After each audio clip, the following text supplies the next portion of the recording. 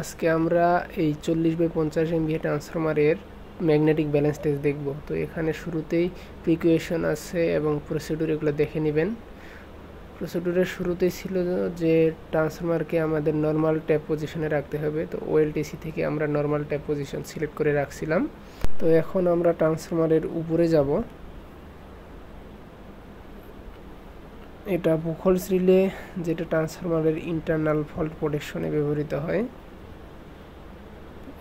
এখন দেখতেছেন যে আমাদের এলডি সাইডের কন্ডাক্টরগুলো খুলে ওখানে টেস্টিংয়ের জন্য আমাদের তার লাগানো হচ্ছে। আর এইচটি সাইডে দেখেন যে অলরেডি খোলানো হয়ে গেছে, কন্ডাক্টর খুলে এবং টেস্টিংয়ের জন্য ওয়্যার লাগানো হয়েছে। এখানে ভালো করে লক্ষ্য করেন, কন্ডাক্টরগুলো কিন্তু অবশ্যই ফাঁকা আছে। এলডি সাইড নিউট্রাল পয়েন্ট খোলানো আছে, এলডি সাইডের আরওআইবি ওইগুলো খোলানো আছে। এই পাশ থেকে ভালো দেখা যাচ্ছে না, তারগুলো লাগানো আছে এতটুকু দেখেন, পরে আবার দেখাবো অবশ্যই।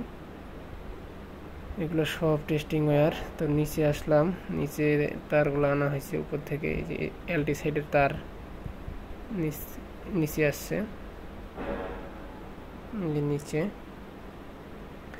নিচে আমাদের লোকজন টেস্টিংয়ের জন্য রেডি করতেছে। এই যে দেখেন এলডি সাইড, এই যে এখানে দেখেন ভালোভাবে দেখা যাচ্ছে। এবং এখানে অবশ্যই মনে রাখবেন যে আমাদের টেস্টিং প্রসিডিউরে কিন্তু ছিল যে নিউট্রাল পয়েন্ট অবশ্যই খোলা রাখতে হবে, আর এগুলোর জন্য দূরে থাকে, যথেষ্ট গ্যাপ থাকে।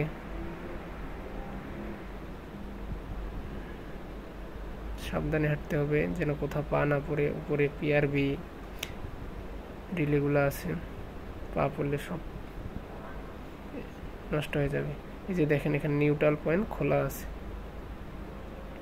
এই হচ্ছে আমাদের টেস্টিং কিট। এই ব্রেকারে অলরেডি কানেকশন হয়ে গেছে, এখানে মাপা হচ্ছে ভোল্টেজগুলা 230। ব্রেকারের ইনপুটে ছিল 3 ফেজ সাপ্লাই আর নিউট্রাল, আর এই পাশে আমরা এসটি সাইডে 3টা ফেজ, একটা ফেজ আর নিউট্রাল, এভাবে 3বার 3 ফেজের জন্য সিঙ্গেল ফেজ সাপ্লাই দিছিলাম। আর এই যে পাশে দেখতেছেন ওটা এলটি সাইডের পয়েন্টগুলো আনে রাখা হয়েছিল জাস্ট মাপার জন্য। এখানে আমরা সিকুয়েন্সিয়ালি ফেজ অল্টারনেট করে করে ভোল্টেজ ইন্ডিউস করে মাপছিলাম। এই হচ্ছে আমাদের ভ্যালু।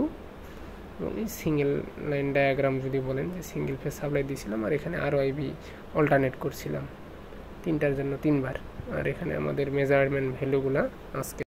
ধন্যবাদ সকলকে, ভালো থাকবেন।